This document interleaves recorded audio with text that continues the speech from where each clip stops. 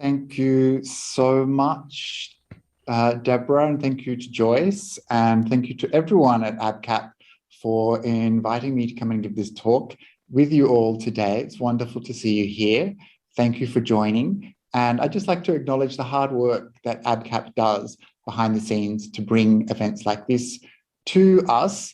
Everyone wants to attend an event, no one wants to organise it. So I really do thank those people in our community who make such events available to us. And this conversation that we're having today actually came out of a conversation that has been going on for some time between me and ABCAP about spiritual bypassing. And I did a course, a few months ago now, where I did a 4-part series on spiritual bypassing. And I approached ABCAP to talk about this important area because I thought it was something that I see quite often in the spiritual realm, in the work that I do, but I also thought it was probably something that clinical practitioners saw a lot of as well. And so I decided to today to present, as Deborah said, a very Buddhist kind of approach. So I figure my job is to bring some of the doctrine from Buddhist teachings to this audience. And I want to explore my understanding of spiritual bypassing. So I'm going to be sharing my screen, and I'm going to, I've got a big slideshow ready to go. So I hope we get through it. So fingers crossed. Can you see my screen? Yes. Okay, good. So this is the topic of my talk today, darkening the shadows, the power of delusion. So I figured this was a kind of dramatic way to start the session. And so we're looking at these ideas of delusion, denial, this idea of shadow, and of course, darkness, which is, I guess, a theme that will run throughout this talk. So today I want to talk about ignorance and delusion in early Buddhism. I'm going to be looking at source texts from the suttas and the doctrinal usage. I'm going to be talking about spiritual bypassing as a form of ignorance and mapping these spiritual bypassing tendencies to specific double doctrinal forms of ignorance. So this is our starting point. What can you see? So hard to see when we're in the darkness. So in Buddhism, the teachings often refer to delusion as darkness. And the whole spiritual path is this movement from darkness to light. We're moving from a state of unknowing to knowing, a state of sleeping to awakening. And this is the journey that the Buddha outlined in his teachings. And this, when it comes down to it, is all our efforts are aimed at this process of becoming less ignorant and more knowledgeable about the nature of our lives and our reality. So there's a whole heap of similes that the Buddhists used to discuss how they felt about the Buddha's teachings. And it's called the stock phrase on appreciating the teachings. So here we have the words, excellent, Master Gautama, excellent, as if he were writing the overturned, revealing the hidden, pointing out the path to the lost, or lighting a lamp in the dark so people with good eyes can see what's there. Master Gautama has made the teachings clear in many ways. So these are beautiful, so simple, these similes, something that was up the wrong way, being turned up the right way. Something that was secret and unknown being revealed. A spiritual path. This is a wonderful image that we sometimes forget about. The idea of a spiritual path is a simile. We're going somewhere. We're moving in a direction because we're lost and we need this path to take us to where we want to go. And then this image of lighting a lamp in the dark. So this idea of the darkness as being a state of unknowing, of ignorance, of delusion, is something that I want to explore throughout the talk.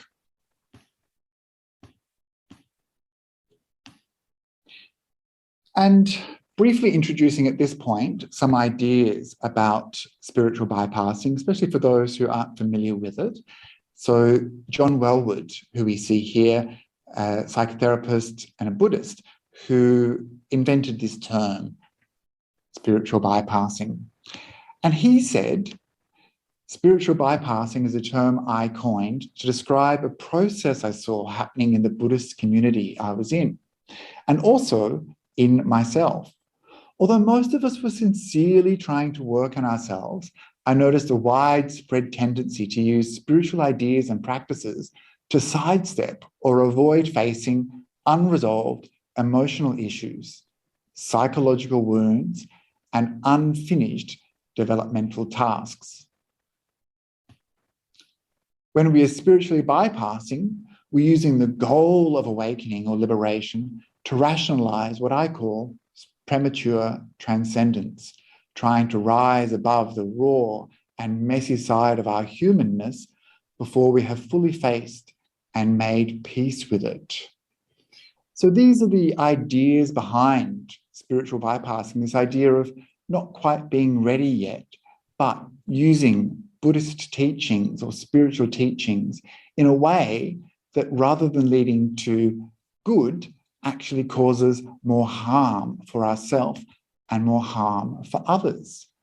We are all on this journey, trying our best. What happens when we reach out for spiritual teachings and grasp them incorrectly?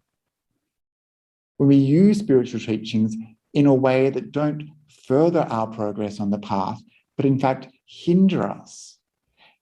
So to use some of these images again, these similes, the idea that we haven't upturned something that turns it up the right way, but maybe kicked it further away from us. We haven't found a path, we've taken a wrong turn.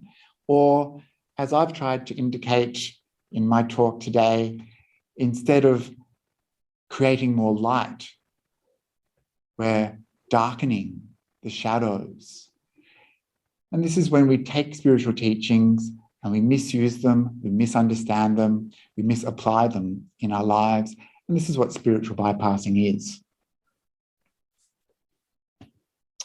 So I wanted to look at some of the terms that are used in Buddhism to talk about this problem of delusion, ignorance, unknowing, and to look at a few of the Buddhist doctrinal usages of these terms. So the first one, which hopefully you're all familiar with, is Moha. Moha is often translated as delusion. It's a term from pre-Buddhist times, and it had so many various meanings. And I think all of these meanings, such as stupa, ignorance, loss of consciousness, bewilderment, perplexity, distraction, infatuation, delusion, error, and folly, show us the variety of ways that we can think about the nature of delusion. It's not just a kind of general ignorance or a lack of information. It's a process at play, a process that bewilders us, perplexes us, distracts us, something that keeps us looking the wrong way.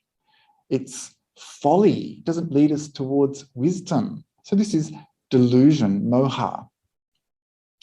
In the Buddhist context, not just the broader Indian philosophical context, delusion covers the true nature of reality. And it's delusion that prevents wisdom from arising.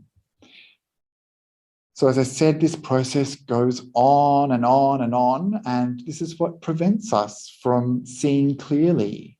It's not just not knowing, it's that it covers up what is to be known, hides what will help us from growing.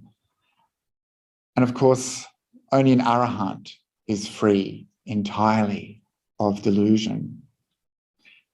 So the doctrinal place that most of us will be familiar with this concept of moha is this concept of ignorance, as we see in the 3 root defilements. So in Pali, it's called dosa, lobha, moha. So it's greed, hatred, and delusion. Of course, the pig here is representing delusion. And that's from the wheel of samsara. And I think it's interesting that the pig is used to describe this delusion, because we still have this idea in our English language of an ignorant pig. So it's something that just doesn't know what's going on. It's something that's stupid, that hasn't learnt.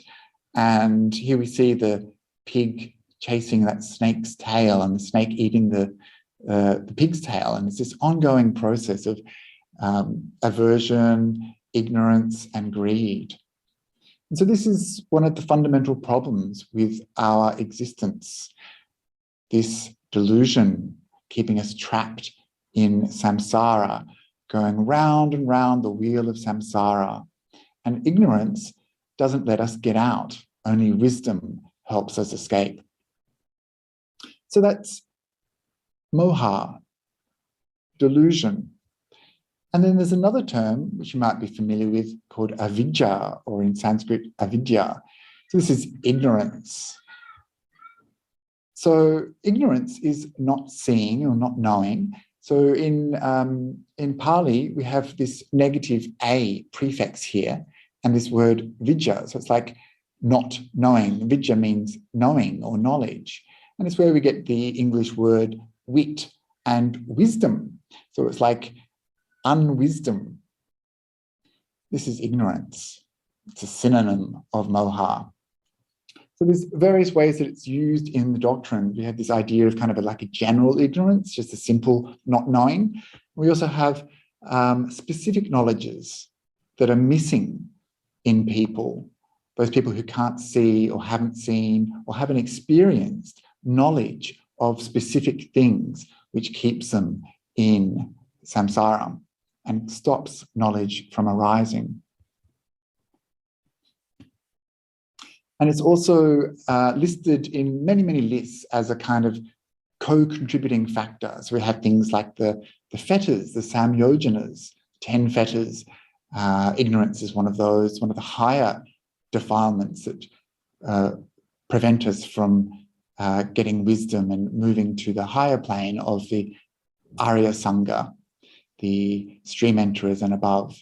We also see it in the anusayas, the underlying tendencies, and the 4 floods, the 4 bonds. It appears all throughout the suttas. So ignorance is this thing that the Buddha talked about a lot and wants us to be aware of. And of course, in the end, ignorance is overcome by knowledge, and in specifically the Tevijjas, the 3 awakening knowledges of seeing the true nature of samsara, understanding all the past lives and the karma, the way these past lives get better or worse depending on our actions, and then the knowledge and vision of release, which is the 3rd Tevijja. So that's all quite heavy, and there's a lot of information there. But I'd like to go a little bit into some specific uses of ignorance, because I think it's worth understanding how the Buddha defined ignorance. The first is ignorance as being unaware of the 4 noble truths. So hopefully all of you know what the 4 noble truths are. Here we have a definition. What is ignorance? Not knowing about suffering. Suffering is the first noble truth. Not knowing about the origin of suffering. Not knowing about the cessation of suffering or the path that leads to the cessation of suffering. So this is ignorance. Not knowing that there is suffering, a cause of suffering, a cessation of suffering is possible. And that is the path that the Buddha found, a path that leads to the cessation of suffering. So someone who understand these things is someone who knows, and someone who doesn't understand these things is an ignorant person. Of course, there's various layers of understanding these things. We might read them, we might think we understand them, have a bit of a grasp on them, and maybe from time to time we see these very clearly. But until we know them thoroughly and completely, we're still at a level of ignorance. So the second very important definition of ignorance is found in the dependent origination chain. So that's paticca samuppada. This is the chain of causes and results that keep us locked in samsara, wandering life after life. So this is the first link in that chain. It's a condition that leads to ongoing rebirth, ongoing suffering in samsara. It's only with the fading away of ignorance that the chain of dependent origination is broken. And again, this idea of wisdom and knowledge supplanting ignorance.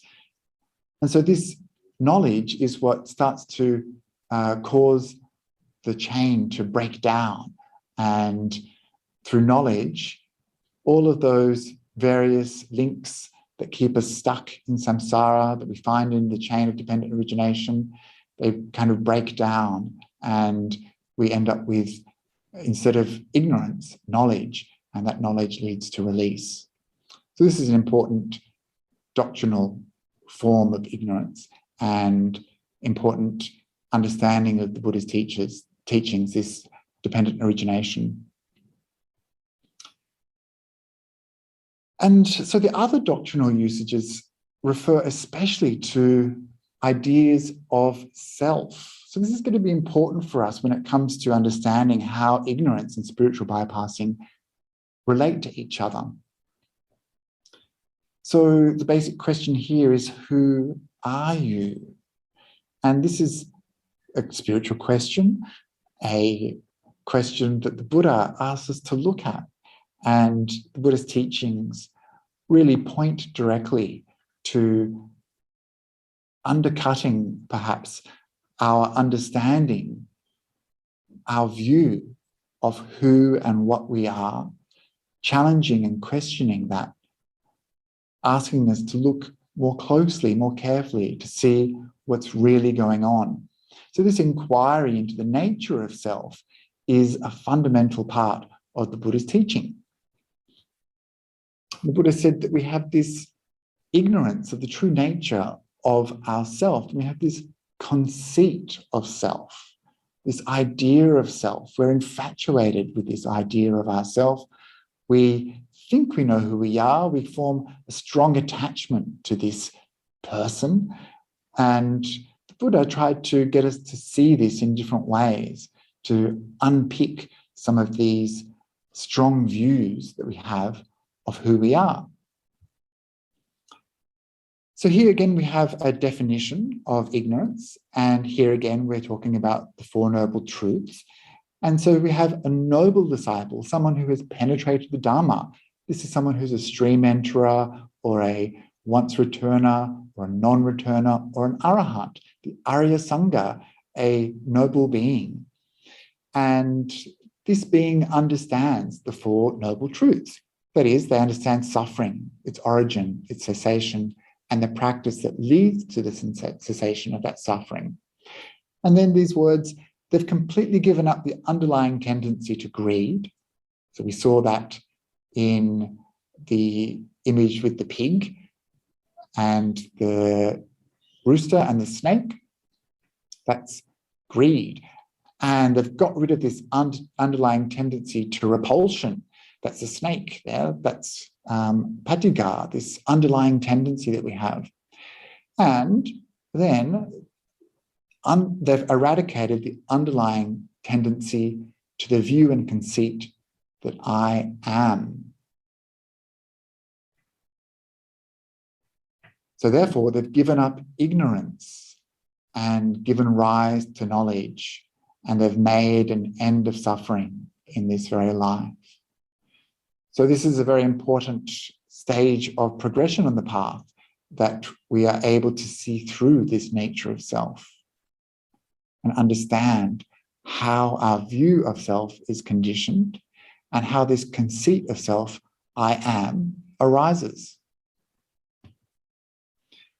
The way the Buddha explained it to us in very simple terms is by looking at the 5 aggregates, also known as the 5 khandhas. These are form, feeling, perception, sankharas or choices, and consciousness. So these are the things that we mistake for ourselves, these 5 aggregates. Again, this question, what is ignorance? And how is an ignorant person defined? So an uneducated, ordinary person, that's someone like perhaps me and you, it's just not a enlightened being, a noble being, someone who is a stream enterer and above. So that's us, this patujana, this uneducated, ordinary person. This is someone who doesn't truly understand those 5 khandhas, form, feeling, and perception, volition, and consciousness. And they don't understand that these 5 things are liable to originate and liable to vanish. That means that they perhaps have a view that these things are permanent, stable. They don't see the change. They don't see the anicca. They don't see the way that these things decay, the viparinama, these ideas of a stable, permanent self are what cause us to become attached to this idea of us. We think that we're a person who exists in a certain way, but actually all of these things are just arising and passing away. Our body is changing, that's the form. Our feelings are changing, the kind of experiences we have, pleasant, painful, or neutral. Our perceptions are constantly changing, and the choices that we make, our volition, it's so insubstantial. And even our consciousness arises and passes. So this is how the Buddha wanted us to see these 5 aggregates that we mistake for ourselves.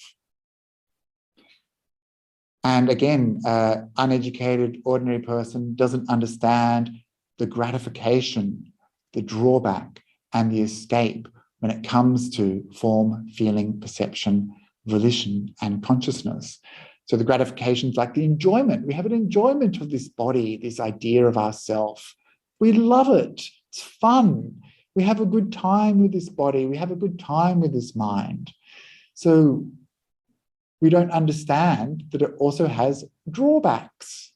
Body gets old, sick, decays. Our mind loses its agility. We become stuck in views. And nor do we understand the nisarana, the escape. We don't see that it's possible that these things can be gone beyond, that we can go beyond form, feeling, perception, volition, and consciousness. We don't understand how to get out of these things. And this is something that someone like the Buddha can see. He's already had that escape.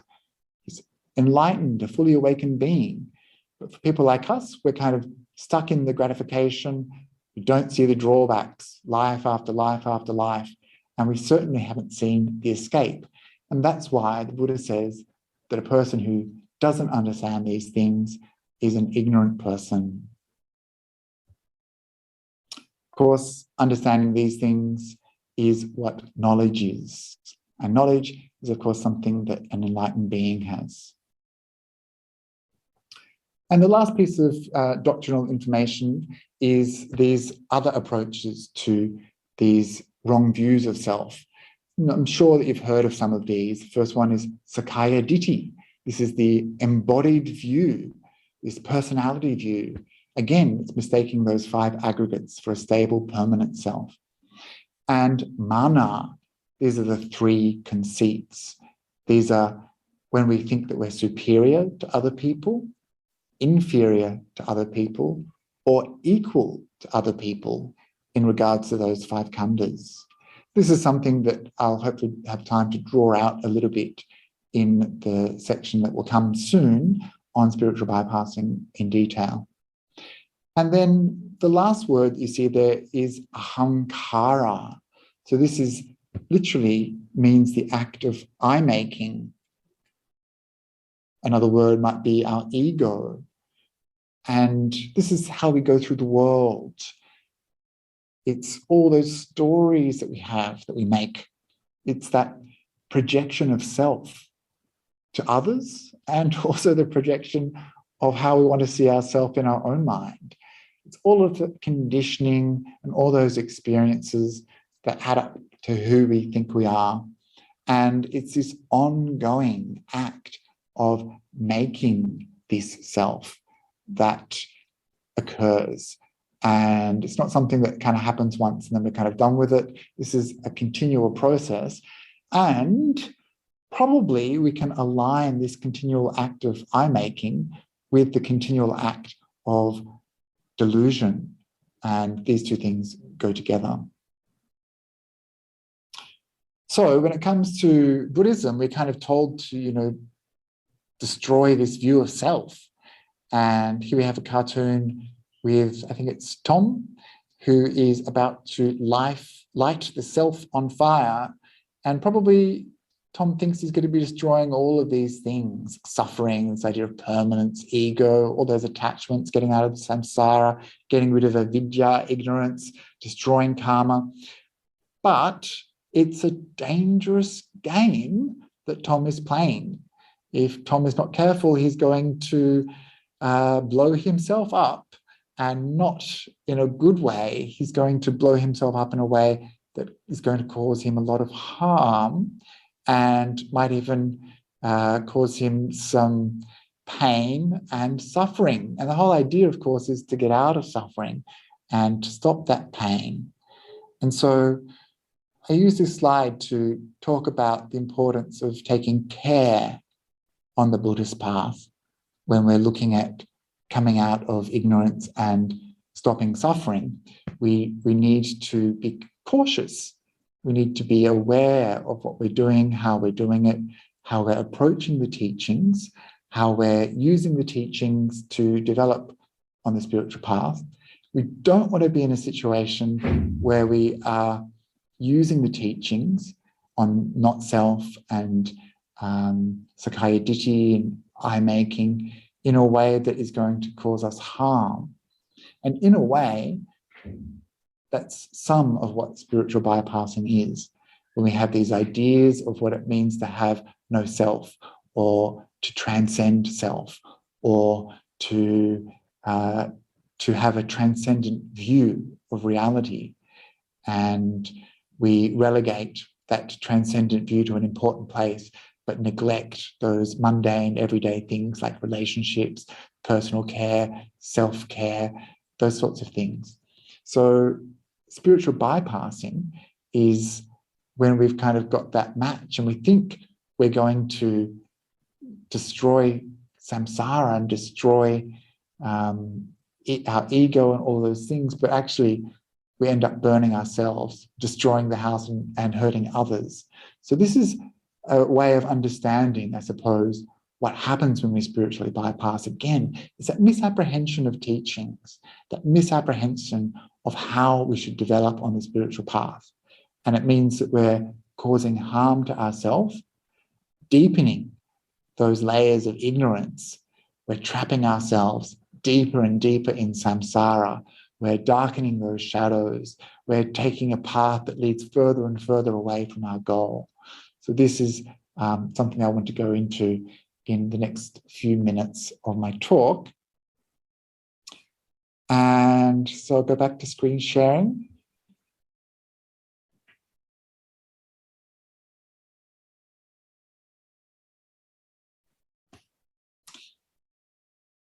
So this is a kind of capitulation moment, a recapitulation, where we can really understand those terms that I've been introducing.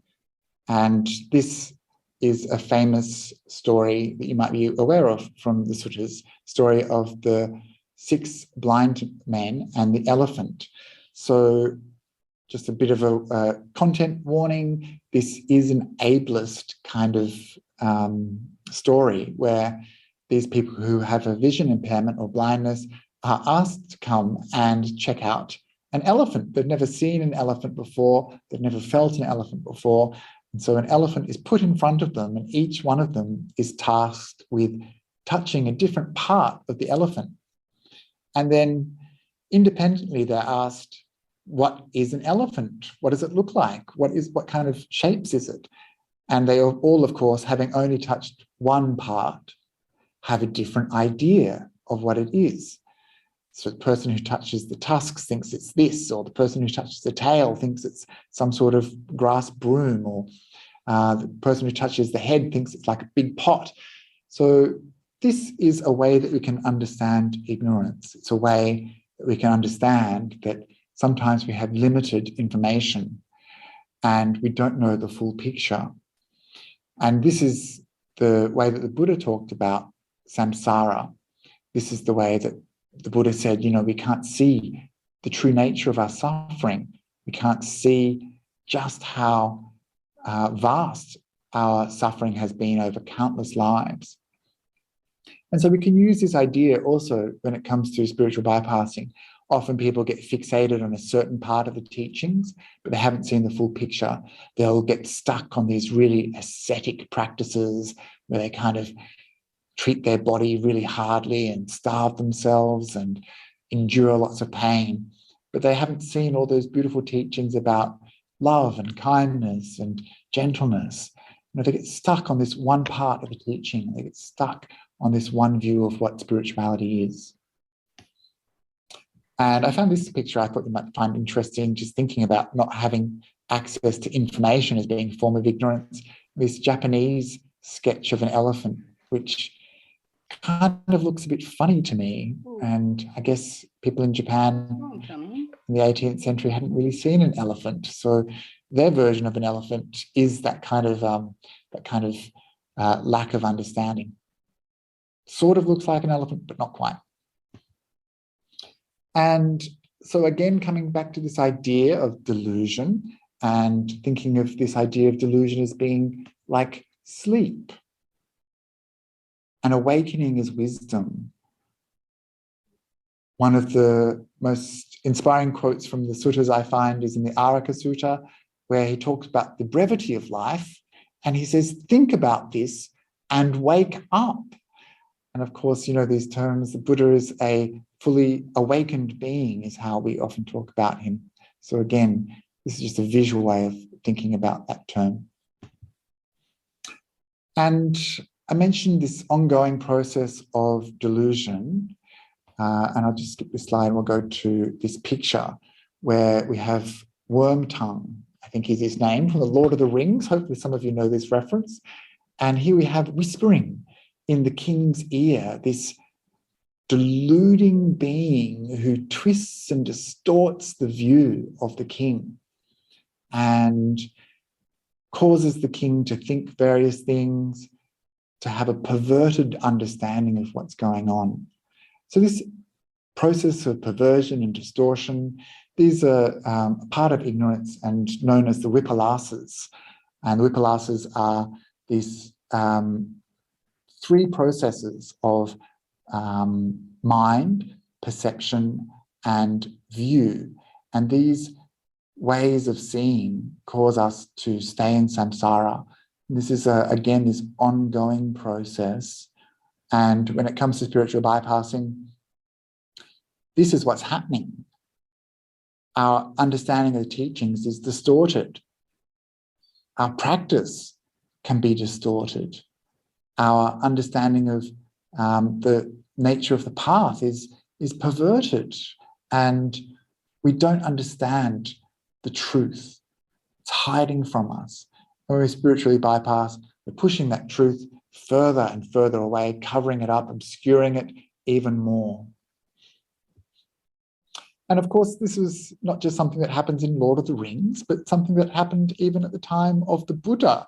we often hear about how Mara, who is like the original worm tongue, was trying to always dissuade the Buddha from attaining enlightenment, always trying to twist his views, tempt him with various things, attack him with various things, and to prevent him from achieving knowledge. And we also hear throughout the sutras all the time people who are encountering Mara, who's trying to trick them into believing something. And the response that sends Mara scurrying away isn't some witty remark or some doctrinal rebuttal. It's just this simple phrase, I know you, Mara. So Mara, of course, for those who don't know, is this demigod who is like this kind of trickster / devil kind of character, and is always trying to attack the Buddha and his disciples and force them away from the spiritual path. So it's also a psychological figure, and we all have these Maras inside our own heads. But this I know you, Mara, is of course a naming and a taking away of that power. And when we understand something, when we see it clearly, then it has no power over us. And this is the nature of knowledge. You know, we understand our delusions, we understand our defilements, we can name them. We've developed some mindfulness, some awareness. We can name those delusions, see them for what they are, understand the drawbacks, and they have no power over us. We can start to come out of suffering. But of course, when we're engaged in spiritual bypassing, we don't know the nature of what's going on. We can't see the way that we're suffering. And so we end up going further and further into delusion. Spiritual bypassing is like when we see those defilements or when we experience something with clarity, we decide to ignore it. We put our fingers in our ears, we close our eyes, and we're like, la, la, la, la, la, I don't know you, I don't see you. This is the opposite of that naming and knowing of Mara. This is what happens when we spiritually bypass. We're deluding ourselves even further, hiding the truth from us. And so I'd like to go into a little bit more detail of some tendencies in spiritual bypassing and why we need to understand them.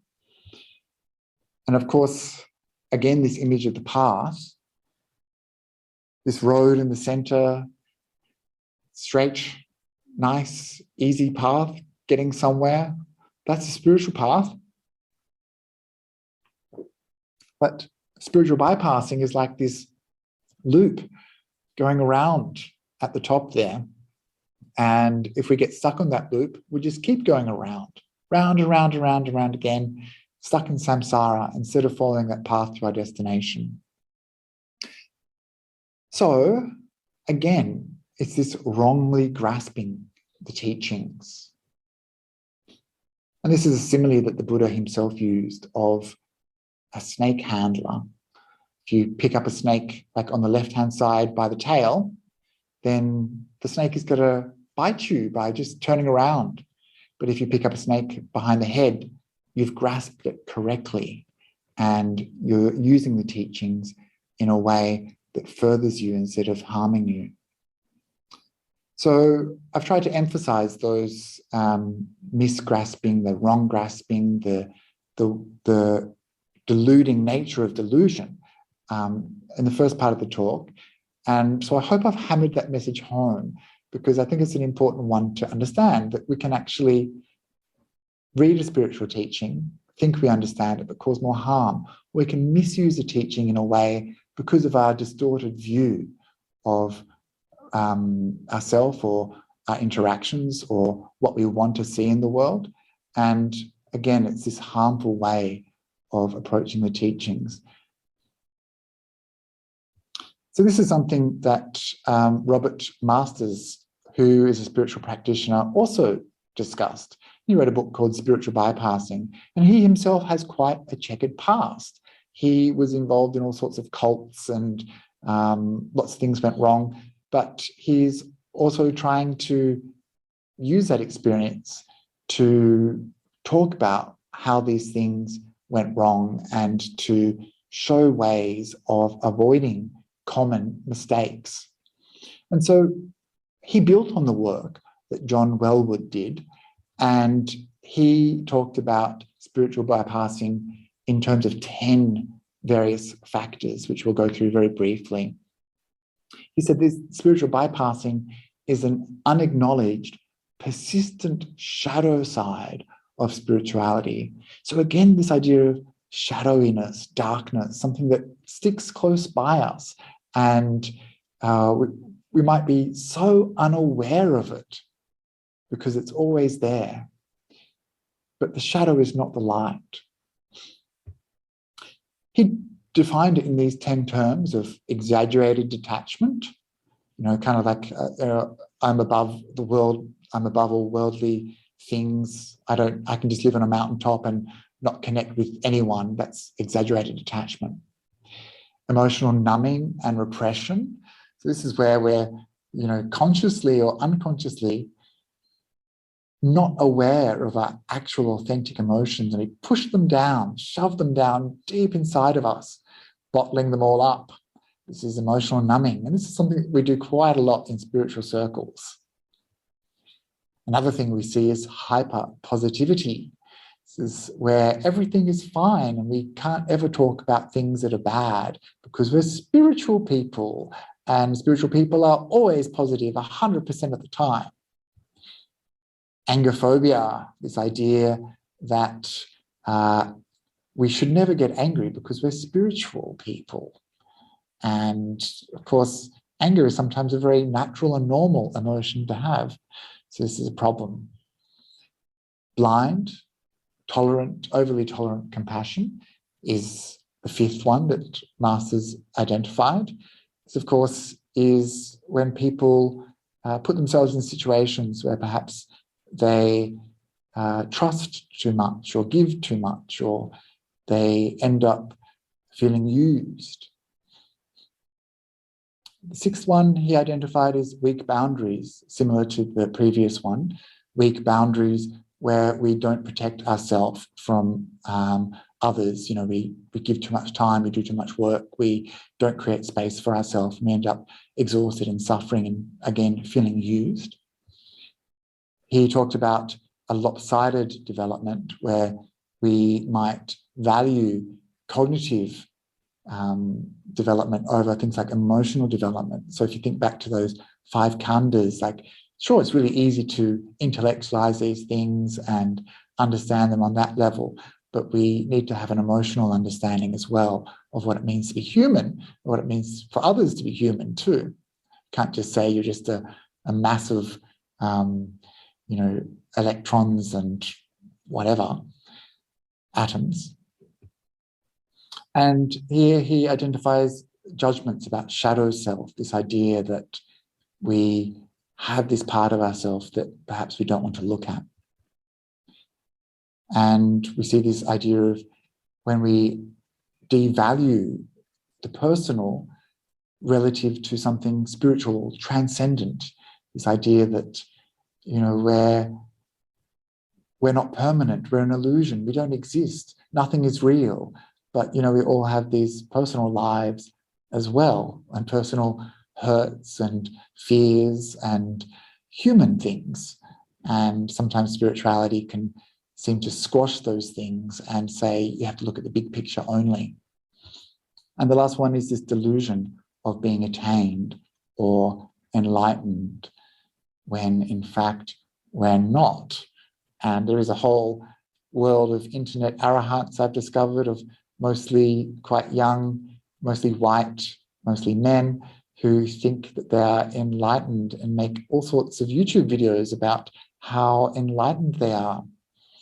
And it's something we see all throughout spiritual circles, people who think they're attained, who are not, and are actually doing more harm than good. So I'm going to push on, just going to quickly check the time.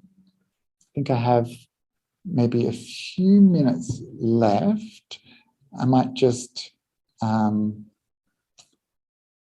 long do I have left? Does anyone know? Maybe 5 minutes, is that right? Like 2 minutes. 2 minutes. Okay, so these are aspects of spiritual bypassing.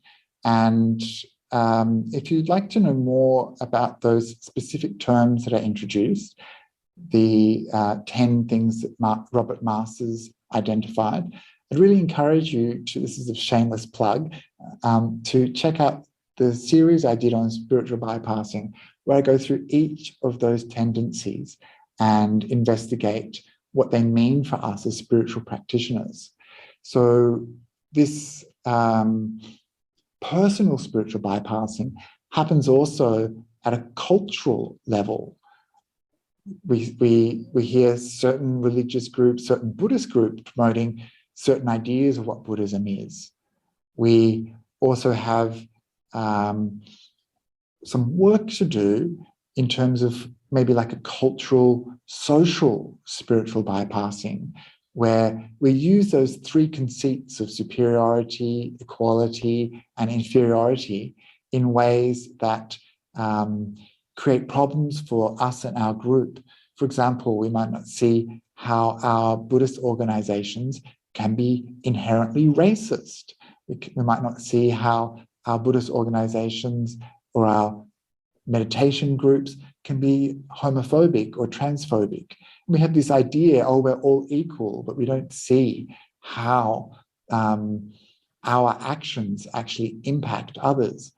And we don't see how we might have this idea that everyone is equal, but not see the work that we need to do to unpick equality in our organizations.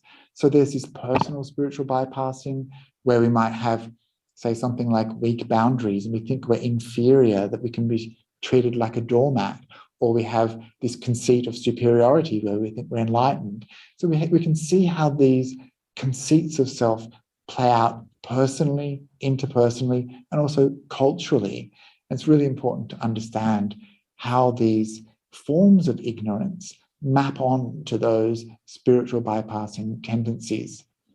And so hopefully I've given a little bit of understanding of the background of ignorance and how it informs spiritual bypassing, how it helps to keep that deluding process going, and how those spiritual bypassing tendencies actually end up pushing us deeper and deeper into delusion. And we can perhaps talk about some of those things in detail in our breakout rooms and in the panel discussion later on today. And I'll send a link with the playlist of my spiritual bypassing course so that you can check that out another time as well.